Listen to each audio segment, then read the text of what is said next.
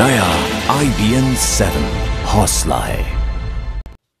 तो चलिए बड़ी खबर, महाराष्ट्र में सरकार का गठन हो गया है। पहली बार महाराष्ट्र में बीजेपी की सरकार बनी और अब से कुछ ही देर पहले वानखेड़े स्टेडियम में मुख्यमंत्री के रूप में देवेंद्र फडणवीस ने ताजपोशी की। इस मौके पर खुद प्रधानमंत्री नरेंद्र मोदी मौजूद थे। फडणवीस के साथ ही 10 सदस्यीय मंत्रिमंडल के बाकी सदस्यों ने भी पद और गोपनीयता की शपथ ली। इस मौके पर एनडीए शासित राज्यों के तमाम मुख्यमंत्री भी मौजूद थे और तमाम अटकलों पर विराम लगाते हुए खुद उद्धव ठाकरे भी समारोह में पहुंचे। क्या शिवसेना का गुस्सा खत्म हो गया है? समारोह के बाद सबसे बड़ा सवाल यही है और अब इसी सवाल से हम आगे बढ़ेंगे, चर्चा को आगे बढ़ाएंगे, जानने की कोशिश करेंगे कि क्या गुस्सा खत्म हो गया है। कमाल की बात तो नवजोत ये है कि चंद्रहास जी बार बार इसी सवाल से बच रहे हैं। वो बताना नहीं चाह रहे कि गुस्सा खत्म हो चुका है। देखिए उद्धव जी तो वहां पूरे परिवार के साथ पहुंच गए हैं। उन्होंने सम्मान सहित बुलाया तो उनको जाना चाहिए, ऐसी कोई बड़ी बात नहीं है। लेकिन इससे पहले तो विरोध हुआ था ना कि हमको बुलाया नहीं गया। जिस तरीके से बुला रहे थे उस तरीके से उनका जाना भी ठीक नहीं था। जिस तरीके से अमित शाह जी ने उनको पार्टी के प्रमुख हैं और उन्होंने उनको टेलीफोन करके बुलाया तो उनका जाना अच्छा था, जाना भी चाहिए। ठीक है प्रदीप जी, इसको हम ये समझें खुली पलक में झूठा गुस्सा, बंद पलक में प्यार? नहीं, मजबूरी ज्यादा है। देखिए कोई मजबूरी बार बार मत कहो, आप मजबूरी नहीं है। देखिए मुझे जो कहना है मैं कहूंगा, आपको जो नहीं, आप ऐसे कुछ मत कहो मजबूरी। नहीं, हमको जो कहना है वो हम कहेंगे, आपसे देखिए थोड़ा कहेंगे। मजबूरी का सवाल नहीं है, आपसे पूछ के नहीं बोलेंगे। बोलने के लिए आप भी बोल सकते हैं, वो भी आजाद है, वो एक न्यूट्रल वॉइस है, इसीलिए वो यहाँ पर अपनी राय रख रहे हैं। जी प्रदीप। उसके अलावा उनके पास कोई विकल्प नहीं है। अगर महाराष्ट्र की राजनीति में रेलेवेंट बने रहना है उद्धव ठाकरे को, शिवसेना को, तो बीजेपी के साथ जाने के अलावा कोई विकल्प नहीं है। मान लीजिए कि अगर बीजेपी के साथ नहीं जाते हैं तो उनको एक फायदा यह है कि विपक्ष का स्पेस उनको मिलेगा। बड़ा दल है बीजेपी के बाद सबसे बड़ा दल, उसका फायदा मिलेगा। लेकिन केंद्र की सत्ता से बाहर होंगे, राज्य में तो नहीं ही होंगे, मुंबई की सत्ता से भी बाहर होंगे। मुंबई जो अभी गिरीश जी कह रहे थे बिल्कुल सही बात है, वो लाइफ लाइन है शिवसेना की। जो भी संसाधन सब कुछ आता है वो मनपा से आता है।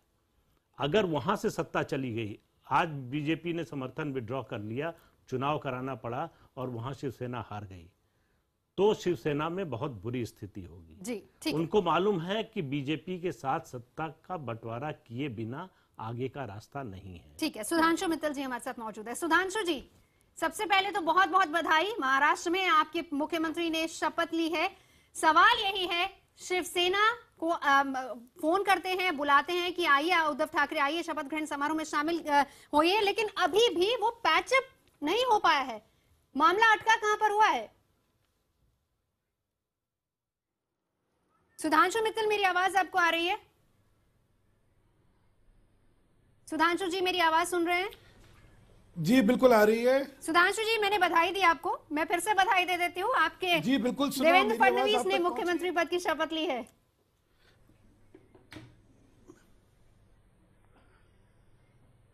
जी बहुत धन्यवाद। आज 1980 में एक देखा हुआ स्वप्न पूरा हुआ। 34-35 साल पहले इसी मुंबई महानगरी में अटल जी ने एक स्वप्न देखा था और एक कहा था कि ये कमल खिलेगा, और देखिए 35 साल बाद वाकई वो कमल खिला। एक बहुत लंबा संघर्ष रहा है ये जी। एक बात और आज मुझे इस शपथ विधि समारोह को देख के ध्यान आया जी कि एक युगांतर जिसको बोलते हैं, एक नए युग का उदय, एक नई पीढ़ी का सामने आना। इस सफर में बहुत लंबे अरसे तक मुंडे जी, प्रमोद जी, राम नायक जी, ऐसे बहुत बड़े बड़े नेता भाजपा के थे जिन्होंने कि उस समय में भाजपा को आगे अग्रसर रखा। और आज जो है ये सारा नेतृत्व और सारा उत्तरदायित्व एक नई पीढ़ी पे और एक बड़ी उत्साहित पीढ़ी पे दिया गया है। और शायद भाजपा की सफलता का कारण भी यही है कि समय के हिसाब से एक जनरेशनल चेंज अपने आप होता जा रहा है, राज्यों में हो रहा है और एक नई उम्मीद पैदा हो रही है। मुझे लगता है कि महाराष्ट्र की जनता ने जिस बदलाव के लिए और जिस नई राजनीति के लिए अपना जनादेश दिया है, वो ये मंत्रिमंडल उसको सुधांशु जी, उस आकांक्षाओं पे खरा उतरेगा। शिवसेना साथ है नहीं है, स्थिति क्लियर नहीं की अभी तक किसी भी तरफ से, दोनों तरफ से क्लियर नहीं है। आप लोग इनवाइट करते हैं, वो वहां पर आते हैं, लेकिन क्या सरकार में शामिल होंगे या नहीं?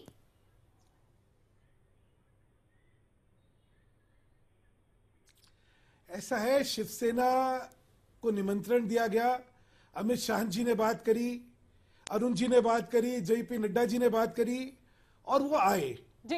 ये एक चीज और भी दर्शाता है कि आपस में मतभेद थे, मनभेद नहीं थे। क्योंकि दिक्कत तब आती है जब मनभेद हो जाते हैं, फिर दूरियां इतनी ज्यादा बढ़ जाती हैं कि शायद पास आना संभव नहीं होता है, या अगर पास आने की चेष्टा भी हो तो फिर जो है शर्मिंदगी उठानी पड़ती है। चलिए, लेकिन ये सिर्फ मतभेद हैं और मुझे लगता है बहुत जल्दी समय में चीजों की स्पष्टीकरण हो जाएगा। चलिए, लेकिन हम आपको इतनी आसानी से छोड़ेंगे नहीं। आप बचने की कोशिश कर रहे हैं, पत्ते नहीं खोल रहे हैं, लेकिन इतनी आसानी से छोड़ेंगे नहीं। वापस आऊंगी, गिरीश कुबेर जी भी हमारे साथ है। गिरीश कुबेर जी, जो हमने देखा कि युवा चेहरे जो हैं वो इसमें ज्यादा देखे जा रहे हैं, नए लोगों को ज्यादा मौका दिया गया है, एक अनुभवहीनता की जो है वो कमी जो अभी तक मैं कहूं यहाँ पर, क्या ये बीजेपी नेतृत्व सरकार को भारी पड़ सकती है?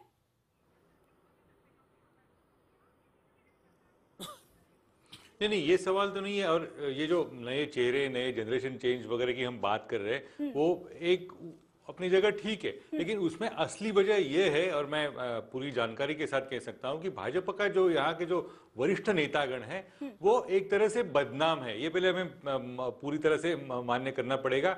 महाराष्ट्र में पिछले 10 साल से ऑपोजिशन और सत्ताधारी, इसमें से कुछ जो एक थोड़ा सा डिफरेंस होना चाहिए था, वो पूरी तरह से मिटाया गया था। शरद पवार जैसे नेता ने जाहिर तौर पे पब्लिक स्टेटमेंट किया था कि भाजपा के नेता पूरी तरह से कॉन्ट्रैक्ट और इसमें ही जुटे हुए हैं और वो सरकार से पूरी तरह से हाथ मिलाए हुए बैठे हैं। तो ये जो जनरेशनल चेंज है, वो मोदी और वो हम सब बात करें, ये इसलिए नहीं हुआ है कि जनरेशन चेंज करना है। भाजपा का अगर नया चेहरा देना पड़ेगा तो ऐसे ही लोग लाने पड़ेंगे जो बदनाम नहीं थे। और उसमें से 10 सालों में एक ही आदमी भाजपा का ऐसा था कि वो पूरी तरह से कॉन्ट्रैक्ट और वो रियल इस्टेट और वो बाकी की झमेले में नहीं पड़ा था, और वो था देवेंद्र फडणवीस। इसलिए उसको चुना गया है। और वो जो अनुभवी है वगैरह वो तो सब हो जाएगा, लेकिन अनुभव जब मोदी मुख्यमंत्री हुए थे तब कहाँ उनको अनुभव था। चलिए, बिल्कुल, मैं प्रेमचंद मिश्रा जी के पास भी जाऊंगी, हमारे साथ कांग्रेस की ओर से वो जुड़े हैं, लेकिन पहले मैं प्रदीप जी के पास यहाँ पर आना चाहूंगी। गिरीश कुबेर जी ने जो कहा, आप इस बात से सहमत है? क्योंकि अगर हम मोदी जी की बात करें तो कैंपेनिंग के दौरान लगातार वो कहते रहे कि महाराष्ट्र और मुंबई की जो मजबूती है वो राष्ट्र की मजबूती उसी पर निर्भर है। तो ऐसे में जो ये अनुभवहीनता की हम यहाँ पर बात कर रहे हैं, जो नाम, जो चेहरे यहाँ पर सामने आए हैं, क्या लगता है इस तरह से महाराष्ट्र का विकास होगा? नहीं, बिल्कुल। देखिए, गिरीश जी जो अभी बात कर रहे थे, मैं उससे पूरी तरह सहमत हूँ। पूरी महाराष्ट्र की राजनीति ही ऐसी है। वहां किसी पार्टियों में केवल नाम का अंतर है, बाकी सबके धंधे चलते हैं और सब एक दूसरे की मदद करते हैं उसको चलाने में। सरकार किसी की हो, किसी का व्यवसाय रुकता, धंधा रुकता नहीं है। तो ऐसे में पार्टी का एक नया चेहरा जो इन सब से न जुड़ा हो, उसको लाने के लिए, पूरी पार्टी की छवि बदलने के लिए देवेंद्र फडणवीस को आगे लाया गया है। हालांकि वो जो राज्य के सामाजिक समीकरण हैं उनको देखते हुए उसमें फिट नहीं बैठते, लेकिन मेरिट के लिहाज से उनसे बेहतर बीजेपी के पास और कोई नेता नहीं। और बाकी जो लोग जिन्हें मंत्री पद की शपथ दिला गई है, पूरा मंत्रिमंडल, देखिए, अब मतलब व्यक्तिगत रूप से किसी के बारे में कोई प्रमाण न होने पे आक्षेप तो नहीं कर सकते, लेकिन बहुत अच्छी छवि के लोग नहीं है। एक्सपीरियंस की कमी खलेगी। एक्सपीरियंस, जो गिरीश जी ने बात कही सही है कि भाई जब मोदी बने थे तब तो विधायक भी नहीं रहे थे, उससे पहले मंत्री और बाकी का अनुभव तो छोड़िए। ये व्यक्ति पर निर्भर करता है। अनुभव ही एकमात्र, अनुभव निश्चित रूप से काम आता है, लेकिन अनुभव ही एकमात्र चीज। सवाल यह है कि आपके पास कोई विजन है क्या स्टेट को लेकर? अगर आप मुख्यमंत्री बने हैं या मंत्री बने हैं तो अपने विभाग को लेकर कोई विजन है क्या? आप किस तरह से काम करना चाहते हैं? आप अपने लिए काम करना चाहते हैं कि राज्य के लिए काम करना चाहते हैं? तो ये सब बातें, इनसे तय होता है। अनुभव एक सीमा तक ही आपके काम ठीक आता है, है। उसके बाद आपकी योग्यता ही आपको आगे ले जाती है। प्रेमचंद मिश्रा जी भी हमारे साथ है कांग्रेस की तरफ से। इस पूरे मंत्रिमंडल को जिन्हें शपथ दिलाई गई 10 लोगों को, जिसमें खुद मुख्यमंत्री भी शामिल है, किस तरीके से आप इसको देखते हैं? देखिए, मैं शुभकामनाएं देता हूं नए मंत्रिमंडल को कि जो अपेक्षाएं महाराष्ट्र की जनता ने बीजेपी से लगाई होगी वो उसे पूरा करके दिखाएं, नंबर 1। नंबर 2, ये अल्पमत की सरकार है। अभी तक ये क्लियर नहीं हुआ है कि इस सरकार को बहुमत कहां से हो रहा है, एनसीपी दे रही है ना और सपोर्ट, कौन सी पार्टी बाहर से ने। दे रही है, हमारे साथ सेना साथ आ गई है। अब मुझे कहने दीजिए, जब आपने मुझे पूछा तो मुझे कहने दीजिए। तो ये अल्पमत की सरकार है, इसे बहुमत कहां से आएगा? तो 2 पॉइंट है, जिन दोनों पॉइंट को 7 दिन 10 दिन पहले तक मोदी जी गाली देते थे और मोदी जी को ये लोग गाली देते थे, चाहे अजमल खां कहते हो या हफ्ता वसूली कहते हो या भ्रष्टाचारी कहते हो, सांप्रदायिक कहते हो, अब पावर के लिए वो लोग में से कोई न कोई साथ आएगा। एक तो ये चीज है। तो देवेंद्र फडणवीस एक युवा हैं, हमारी शुभकामनाएं उनके साथ हैं, लेकिन आप जिनके सपोर्ट से सरकार चलाएंगे उनका क्या बैकग्राउंड है, उनकी क्या सोच है, लेकिन वो और वही आपके पार्टी में बैकग्राउंड है आपके जो अलावा आपके साथ दूसरे की लोग पार्टी, जो आप हैं खुद वो उन्हीं क्या के साथ सोचते हैं। सरकार चला रहे थे चलिए इतने बिल्कुल, सालों हमारे से। साथ सुधांशु मित्तल जी भी यहाँ पर जुड़े हुए हैं। सुधांशु जी, जवाब देना चाहेंगे प्रेमचंद मिश्रा जी की बात नहीं, का? चला रहे थे, मैं बता रहा हूं। नहीं, मुझे पूरा करने दीजिए। सुधांशु जी तो बहुत बोलते हैं आपके यहाँ, कभी कभी हम लोग को भी बोलने दीजिए। आपको भी पूरा मौका है। मैं ये कह रहा था, चाह रहा था कि अभी 10 दिन पहले मोदी जी ने क्या कहा एनसीपी के बारे में, नेचुरली करप्ट पार्टी। शिवसेना को हफ्ता वसूली किसने कहा? मोदी जी ने कहा। मोदी जी को अजमल खां किसने कहा? अगर शिवसेना आपको ने इतनी कहा। तकलीफ हो रही है ये तो क्यों अलग तमाम हो गए ऐसी थे? चीजें हैं। मैं बता रहा हूं, मैंने ये नहीं कहा था पवार जी को, मैंने एनसीपी को नेचुरली करप्ट पार्टी नहीं कहा था, मैंने एनसीपी को नेचुरली करप्ट पार्टी नहीं कहा था। तो ऐसे मतभेद जिन्होंने कहा था वो अब साथ हो रहे हैं। तो मतभेद क्यों हो गए? नंबर 2 सबसे वैलिड पॉइंट, जो आडवाणी जी ने कहा था कि नरेंद्र मोदी जी एक बड़े इवेंट मैनेजर हैं, आज फिर प्रूव हुआ। इतने करोड़ों रुपए खर्च करके ओथ लेने की क्या जरूरत है? आप एक तरफ देवेंद्र फडणवीस को बता रहे हैं युवा है, ईमानदार हैं, गड़बड़ काम में कभी नहीं रहे हैं, तो आज ओथ सेरेमनी में जो ये करोड़ों रुपए खर्च हुए हैं, ये क्या महाराष्ट्र सरकार के खजाने से जा रहा है? ये कौन सी परिपाटी आरंभ की जा रही है महाराष्ट्र में बीजेपी के द्वारा? ये बार बार मुस्कुराते हुए जो हमारे बीजेपी के बड़े भाई दावा करते हैं, ये भी बताना चाहिए कि ये ब्लैक मनी है, व्हाइट मनी है, गवर्नमेंट का पैसा है, इतने बड़े लैविशली प्रेमचंद मिश्रा जी, क्या जरूरत थी? आपके बहुत से मुख्यमंत्री बने हैं, आप लोगों ने भी शपथ ग्रहण समारोह को एक महोत्सव की तरह बनाया है। तो बड़ा सवाल यहाँ पर प्रदीप जी, मैं आपसे जानना चाहूंगी, अब क्या खिसियानी बिल्ली खंबा नोचे वाली बात हो रही है इनके लिए? बिल्कुल, देखिए इस मौके पर इस तरह की सुधांशु जी आ रहे हैं बात आपके पास। को अगर अवॉइड कर सकते थे प्रेमचंद जी तो ज्यादा अच्छा होता। देखिए, इसका मैसेज जो जनता है उसमें बहुत अच्छा नहीं जाता है। अगर आप अपने ही मुख्यमंत्रियों को याद कीजिए किसने कब कहां कैसे शपथ ली थी, तो आपको लगेगा कि आप जो कह रहे हैं वो वाजिब बात नहीं है। दूसरी बात यह है कि जनतंत्र में इस तरह के मौके एक समारोह होते हैं, और ये ठीक है बात, मतलब सिद्धांत रूप में इसमें कोई बुराई नहीं है कहने में कि जितना सादा हो, जितना कम खर्च में हो, उतना अच्छा है। लेकिन इस आधार पर जो है सरकार पर सवाल उठाना कि ये काला पैसा है कि सफेद पैसा है, वो शायद आज की तारीख में जो है जिस दिन सरकार शपथ ले रही है वो अच्छा सुनने में नहीं लगेगा लोगों को भी। तो इसलिए विपक्ष के नाते आलोचना करने का प्रेमचंद मिश्रा जी को पूरा अधिकार है, उनको करना भी चाहिए। लेकिन हर चीज राजनीति में खास तौर से समय, किस समय पर आप बात कहते हैं अपनी, वो ज्यादा महत्वपूर्ण होती है और ज्यादा प्रभावी होती है। समय से पहले या समय के बाद कही गई बात का प्रभाव नहीं होता। तो इतना सोचना चाहिए कि हम जिस समय आलोचना कर रहे हैं उसका जनमानस पर क्या असर पड़ रहा है। और सिर्फ पाला ही तो बदले प्रेमचंद जी, कोई बात नहीं, अगली बार आपको मौका मिल जाएगा, इस बार नहीं मिला। लेकिन सुधांशु जी अब पत्ते खोल दीजिए ना, क्यों इतना सस्पेंस आपने बनाया हुआ है? प्रेमचंद जी आ रही हूँ, एक सेकंड मैं आ रही हूँ। सुधांशु, छोटा सा सबमिशन, अच्छा चलिए बोलिए, 10 सेकंड में कहना चाह रहा हूं। आज ही पूरे देश के अखबारों में छपा है, मोदी सरकार जी ने फिजूल खर्ची पर रोक लगाने के आदेश दिए हैं। अब 5 स्टार होटल में मीटिंग नहीं होंगी, खर्चे कम किए जाएंगे, हवाई जहाज से ज्यादा ट्रेवल नहीं होगा, विदेश का दौरा नहीं होगा।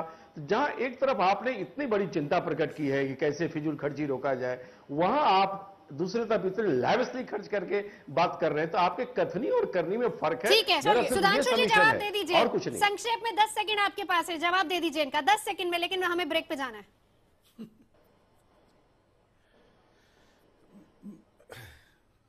मिश्रा जी को अपनी हार के बाद इन्हीं छोटी छोटी चीजों में खुशी मिलती है, तो जरूर खुशी लेते रहिए। मुझे हमेशा लगता है कि राजनीति में जनादेश का सम्मान करना चाहिए, और दूसरा जो एक भावनाएं होती हैं उसके हिसाब से चलना चाहिए। लेकिन अगर आपको यही सब की प्राथमिकता है तो कृपा करके बोलते रहिए। मैं 2-3 चीजों के बारे में, अच्छा अगर नहीं, ब्रेक लेना है तो उसके बाद कहना आपके पास। चाहूंगा मैं। ठीक है, ब्रेक के बाद अभी आएंगे प्रदीप जी ने एक सुधांशु बहुत जी। अच्छी बात कही। सुधांशु जी ब्रेक लेना है, मजबूरी में वापस आप ही के पास आऊंगी, छोटे से ब्रेक के बाद लौटते हैं।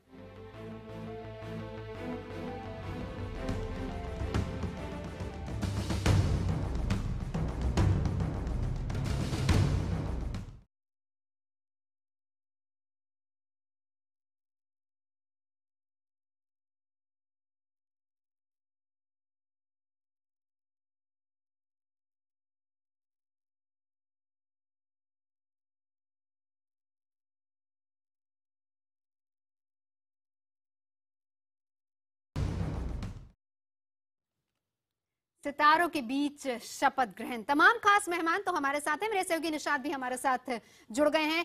40,000 लोगों की भीड़ से खचाखच भरा हुआ वानखेड़े स्टेडियम, और उस बीच ये शपथ ग्रहण समारोह किसी महोत्सव से कम नहीं था। तस्वीरें हमने देखी, लेकिन निशाद कुछ ऐसी तस्वीरें जो कि हम नहीं देख पाए, हम चाहेंगे क्योंकि आप वहां पर मौजूद थे, जरा बताइए वो पल कौन से थे, किस तरह के थे जिस वक्त वहां पर शपथ ग्रहण समारोह चल रहा था। बिल्कुल जो देखिए यहाँ पर एक तरह से कहें कि पहली बार करीब 15 साल बाद इस तरह से मौका मिला था भारतीय जनता पार्टी को, और महाराष्ट्र भर के तमाम कार्यकर्ता अपने अपने तरीके से यहाँ पर पहुंचे थे। देखिए यहाँ पर 2 तरह की भीड़ थी, एक तो नए मुख्यमंत्री को देखने के लिए एक बड़ी भीड़ यहाँ पर जुटी थी, साथ में नरेंद्र मोदी को देखने वाले भी जो भीड़ थी एक बड़ी संख्या में सड़क किनारे खड़ी रही। हालांकि कोशिश उनकी जरूर थी कि अंदर जा सके, लेकिन एक सीमित संख्या में तमाम लोगों को अंदर इंटरेस्ट मिल पा रहा था, और शायद यही वजह थी कि थोड़ी दिक्कत लोगों को थी, थोड़ी मायूस जरूर थे। बॉलीवुड से बहुत ज्यादा लोग नहीं आए, लेकिन मराठी फिल्म इंडस्ट्री के एक बड़ा तबका जो है वो यहाँ पर मौजूद था। इसके अलावा जो तमाम पॉलिटिकल पार्टीज हैं उनके लोग यहाँ पर मौजूद थे। खुद उद्धव भी आखिरकार यहाँ पर आए, जो उनकी और अमित शाह की बात हुई, वो अपनी पत्नी रश्मि ठाकरे के साथ यहाँ पहुंचे। तो तमाम एक तरह से कह सकते हैं लोग यहाँ पर मौजूद रहे। सब लोग, सबकी यही कोशिश थी कि इस मौके पर वो देवेंद्र फडणवीस और उनकी टीम के साथ खड़े रहे, और खुद जिस तरह से प्रधानमंत्री जो शपथ ग्रहण समारोह के तकरीबन आधा घंटा पहले वो यहाँ पर पहुंचे थे, वो खुद इस पूरे मामले में सीधे तौर पर जुड़े रहना चाहते थे, और शायद यही वजह थी कि वो अंदर आए, पहले तमाम नेताओं से मिले, उसके बाद जाकर मंच पर बैठे। मतलब साफ है कहीं ना कहीं जिस तरह से ये जीत भारतीय जनता पार्टी को मिली है उसको पूरी तरह से पार्टी एक तरह से जश्न के तौर पर ले रही थी, और यही वजह थी कि यहाँ पर इतनी बड़ी संख्या में लोग आज इस शपथ ग्रहण समारोह में शामिल हुए। निशात, उद्धव वहां पहुंचे, परिवार के साथ पहुंचे, एक बॉडी लैंग्वेज जो हम यहाँ देख पा रहे थे कैमरा पे और एक ऑफ द कैमरा की भी हम बात करेंगे, साथ ही साथ एक असमंजस लगातार लेकर बना हुआ था सेना को लेकर, ऐसा क्यों, आखिर वक्त तक क्यों? बिल्कुल देखिए हिमानी, इस बात को लेकर मैं आपको एक अपडेट देता हूं। मेरे सहयोगी विवेक गुप्ता भी जस्ट 2 मिनट पहले उनसे बात कर रहे थे, क्योंकि जैसे ही वो बाहर निकले वो उनके पीछे भागे उनसे बात करने के लिए। हालांकि उन्होंने कैमरे पे कुछ भी कहने से मना कर दिया, लेकिन उन्होंने बाद में ये बात जरूर की है कि जिस तरह से उनको आज फोन आया था, शायद ये पहले भारतीय जनता पार्टी के तमाम बड़े नेताओं की तरफ से आया होता तो शायद इस तरह की स्थिति नहीं होती। हालांकि एक तरह से कहें कि अभी भी शिवसेना पूरी तरह से संतुष्ट नहीं है। देखिए उनके जो क्लॉज थे वो बीजेपी ने फिलहाल माना नहीं है। उनका कहना था कि जब आज इतने बड़े मंच पर दोनों पार्टी, पुरानी पार्टी सहयोगी रही है, और ऐसे में अगर गठबंधन का सोच रही है बीजेपी, तो जाहिर तौर पर उन्हें उनके नेताओं को भी आज शपथ दिलाना चाहिए था, और ऐसे में कोई भी बड़ा नेता जो बीजेपी की तरफ से इंटरफेयर नहीं कर रहा था, शायद ये सही नहीं था। लेकिन आज जब अमित शाह, देवेंद्र फडणवीस जैसे तमाम बड़े नेताओं ने उनको फोन किया तो वो अपनी पत्नी के साथ यहाँ पर आए। उनके अलावा कई और जो शिवसेना के नेता थे, आनंद राव अरसुल मिले हमसे, उन्होंने भी कहा कि हम खुश नहीं है अभी भी। हालांकि जिस तरह से फोन आया उसके बाद कहीं ना कहीं हमें आना चाहिए था, हम आए भी हैं, लेकिन ये तमाम चीजें पहले होनी चाहिए थी। चलिए निशात आपके पास आएंगे, लेकिन यहाँ पर हम सुधांशु मित्तल जी भी हमारे साथ मौजूद है। सुधांशु जी, साथ आना ही है तो फिर इतनी तलखी या इतना ज्यादा अब टैंट्रम्स अब क्यों? मतलब अगर बुलाना ही था तो पहले ही बुला लिया होता, सम्मानजनक जिस तरह से चंद्रहास जी यहाँ पर कह रहे हैं। आना तो है ही आप लोगों को साथ। एक कहावत है, देर आए दुरुस्त आए, आए तो सही। तो ये किसके लिए? आपके मेरा लिए कहना या है शिवसेना के लिए? कि जो बीत गया सो बात गई, अब तो आगे की चलिए। तो आगे फाइनली कब साथ आ रहे हैं फिर एक आप? मिनट हम आपका लूंगा। देखिए महाराष्ट्र की राजनीति में, सुनिए ना, महाराष्ट्र की राजनीति में ना केवल एक नई पीढ़ी का उदय हुआ है, एक नई राजनीति का भी उदय हुआ है। अभी तक हम राजनीति को धर्म, जात, भाषा, क्षेत्र इसी के परिप्रेक्ष्य में देखते थे। एक था कि भाई यहां पे सिर्फ ओबीसी की राजनीति चल सकती है या मराठा की राजनीति चल सकती है। भाजपा ने एक नई राजनीति को यहां पे आगे करा है। वो राजनीति है कि ये व्यक्ति विशेष की नेतृत्व की क्षमताओं के हिसाब से उसको जिम्मेदारी सौंपी जाएगी। ये जात, धर्म और ये सारी चीजों का जो है, इसका महत्व जो है उसको नहीं रखा जाएगा। इसीलिए देवेंद्र फडणवीस आज उस नई सोच का प्रतिबिंब बने हैं। नेतृत्व के लिए मेरा मानना है कि दो चीजें चाहिए होती हैं, एक आंख में स्वप्न और एक पेट में आग। तभी आप जो है जनता की सेवा कर सकते हैं, क्योंकि जनता की राजनीति आज उम्मीद की राजनीति है, विकास की राजनीति है, सुशासन की राजनीति है। इसीलिए भाजपा ने जो करा है, और आपने लोगों में अगर उत्साह देखा और लोगों की प्रतिक्रिया देखी हो, और महाराष्ट्र में जो एक नई खुशी की लहर है, वो इस नई राजनीति के समर्थन में लहर है। इसलिए ये है। अब बात आती है कि सरकार बनेगी कैसे और क्या आगे की होगा। मेरा कहना है कि समय दिया गया है, आज शपथ ली गई है, और मुझे जैसा जो मैं पहले दिन से आपसे कहता आया हूं कि जब खंडित जनादेश होता है तो फटाफट चीजें करने में कई बार नुकसान हो जाता है। क्यों? क्योंकि आपको जो भी करना है उसमें मजबूती होनी चाहिए, उसमें विश्वसनीयता होनी चाहिए, और उसमें आपसे विश्वास होना चाहिए। उसी को देखते हुए धीरे धीरे चीजें चल रही हैं, सही दिशा में चल रही हैं, और बहुत जल्दी सबको एक सुखद खबर और सुखद मतलब ऊर्जा का एहसास होगा, ऐसा मेरा पूर्ण विश्वास है। ठीक है प्रेमचंद मिश्रा जी, मैं आप ही का रिएक्शन ले लेती हूँ। सही तरीके में, सही दिशा में चीजें चल रही, सुधांशु जी कह रहे हैं, लेकिन लग रहा है आपको कि आज सही तरीके में, सही दिशा में सब कुछ ठीक ठाक चल रहा है? देखिए, इनकी बातें हैं, पार्टी के नेता ही ठीक कह रहे हैं, मुझे उसमें कोई आपत्ति नहीं है। कहीं ना कहीं बातचीत इनकी चल रही होगी, लेकिन मेरा मानना है कि शासन, कोई भी शासन, कहीं ना कहीं अगर नीतिगत आधार पर उसमें सामंजस्य है, वैचारिक लेवल पे समानता है, और नेतृत्व को कहीं न कहीं आपस में मिसट्रस्ट नहीं है, तो शासन चलाया जा सकता है। लेकिन हाल के दिनों में जो कटुता एनसीपी, बीजेपी, शिवसेना बीजेपी में देखने को मिला है, मैं ये नहीं कह रहा हूं कि ये अनहोनी बात है, इस तरह की कई उदाहरण पहले भी इस देश में हमने देखा है। लेकिन आपने जिस शब्दों का प्रयोग किया है, एक तरह से महाराष्ट्र की जनता में आपने मैंडेट लिया कि ये धोखेबाज है, एक को कहा ये पूरा भ्रष्ट है, हफ्ता वसूली करता है। अगर ऐसे लोग फिर बैठते हैं तो कहीं न कहीं उस देवेंद्र फडणवीस जिसको लेकर इतना महिमा मंडन हम कर रहे हैं, हमारी भी शुभकामनाएं हैं, यंग टैलेंटेड आदमी है, बेहतर प्रयोग बीजेपी ने किया है, भगवान उनको सफलता दे, अच्छा काम करें और जनता से किए वायदे पूरा करें।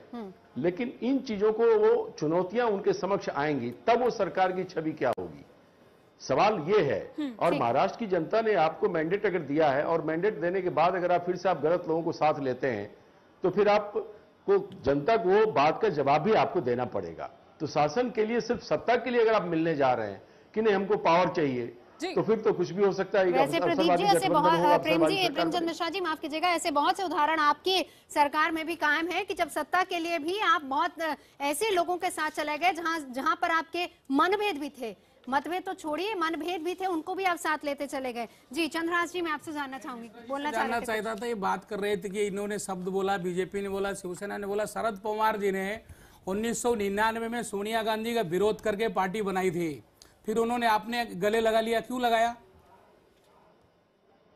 ये पवार जी से पूछिए ना। नहीं, आप कह रहे हो ना, पवार जी थोड़ी बोल रहे हैं। साथ में तो आप ही आए, 15 साल आप यहाँ पर रहे, सेंटर में आपने राज कर लिया। विदेशी मूल का मुद्दा पवार जी ने उठाया था, और बाद में वही पवार जी पलट गए कि नहीं अब ये मुद्दा नहीं है। तो आपने उनको क्यों लिया? वो बात बोल दे, वो मोदी जी बोल दे कि एनसीपी नेचुरली करप्ट पार्टी नहीं है, नहीं, मोदी जी क्या बोले, मोदी जी तय करेंगे, हम तय नहीं कर सकते।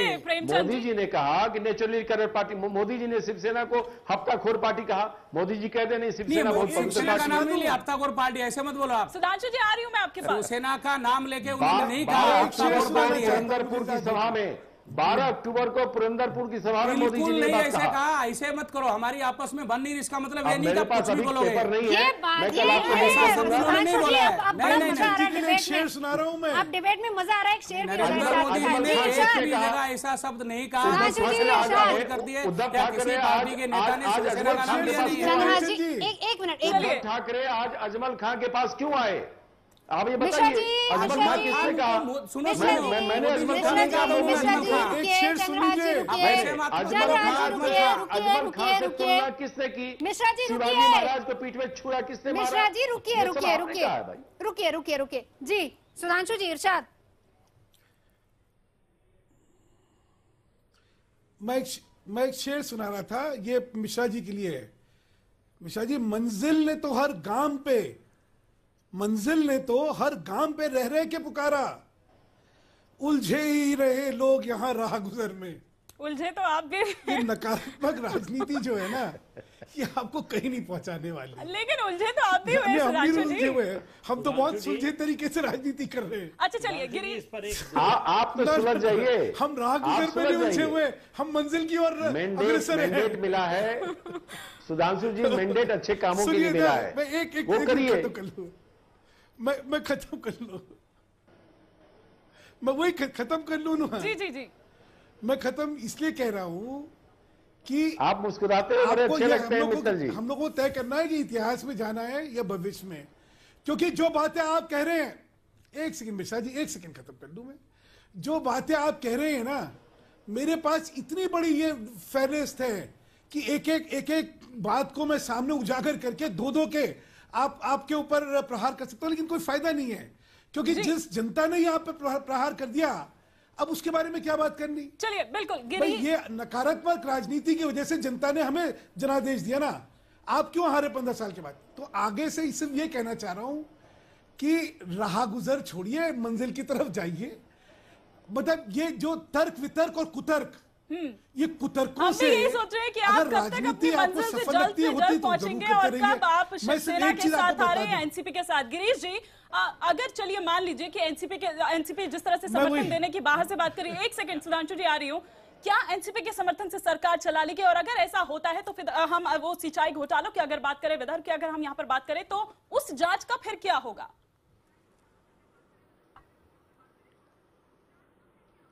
देखिए, जब मतगणना हुई थी तभी उसी दिन मैंने कहा था कि एनसीपी सीधा समर्थन नहीं देगी, एनसीपी एब्स्टेन। हाँ बताइए। हाँ आप बोलिए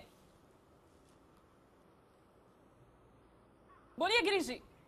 तो सवाल तो यह है कि अगर एनसीपी के जो कुछ विधायक है या एनसीपी के जो कुछ विधायक है अधिवेशन में जब बहुमत का प्रस्ताव आएगा, तब आएंगे ही नहीं तो अपने आप विधानसभा में भाजपा का बहुमत सिद्ध हो जाएगा। तो इतना जरूरी नहीं है कि एनसीपी पूरा तरह से समर्थन दे। एब्स्टेन रहेंगे तो भी बात हो सकती है बीजेपी की, और तब तक जाएगा भी नहीं। शिवसेना के साथ उनका गठबंधन हो जाएगा, शिवसेना को बात माननी पड़ेगी, क्योंकि उनके पास और कोई चारा नहीं है, और वो शिवसेना भाजपा की सरकार रहेगी। लेकिन मैं उस केस में जानना चाह रही थी कि अगर नहीं आती है शिवसेना या जिस तरह से, हालांकि ऐसा होगा नहीं, लेकिन अगर आती है तो फिर क्या होगा? क्या चला पाएगी? और अगर होता है ऐसा तो विदर्भ में सिंचाई घोटाले की जांच की जो बात लगातार आ रही है, नेचुरली करप्ट पार्टी, फिर उस चीज का क्या होगा? इस पर भी हम लगातार आगे चर्चा कर रहे हैं।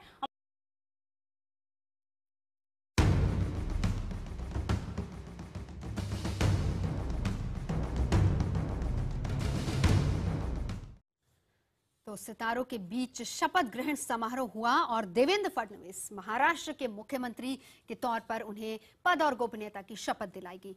गिरीश जी हमारे साथ हैं, लोकसत्ता के एडिटर हैं। गिरीश जी, मैं आपसे जानना और समझना चाहूंगी, 44 साल की उम्र और इतनी सी उम्र में इतनी बड़ी सफलता, बहुत से पड़ाव आए देवेंद्र फडणवीस की जीवन में भी, लेकिन इतनी सफलता हासिल की, श्रेय किसको जाता है और इस शख्सियत को किस तरीके से आप बयां करेंगे?